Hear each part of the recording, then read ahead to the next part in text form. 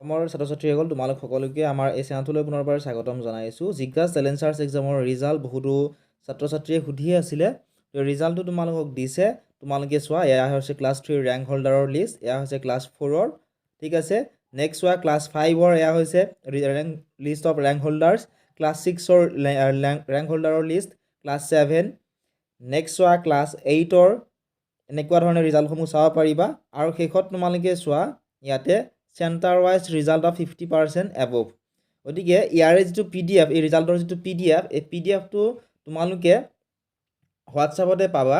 যিসকল ছাত্ৰ-ছাত্ৰীয়ে ডাউনলোড কৰিব পৰা নাই, তোমালোক হোৱাটছআপৰ দিয়াৰ আমি ব্যৱস্থা কৰিছোঁ।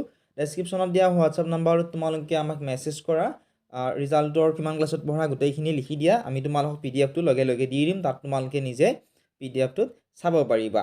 আৰু ভিডিঅ'টো শ্বেয়াৰ কৰি দিয়া, বা তোমালোকে তোমালোকৰ কিমান ক্লাছত পঢ়া তোমালোকে আমাক কমেণ্ট ছেকশ্যনত কমেণ্ট কৰি জনোৱাক, আমি তোমালোকক লিংক দিম। সেই লিংক মতে তোমালোক ক্লিক কৰি ডাউনলোড কৰি ল'ব পাৰিবা।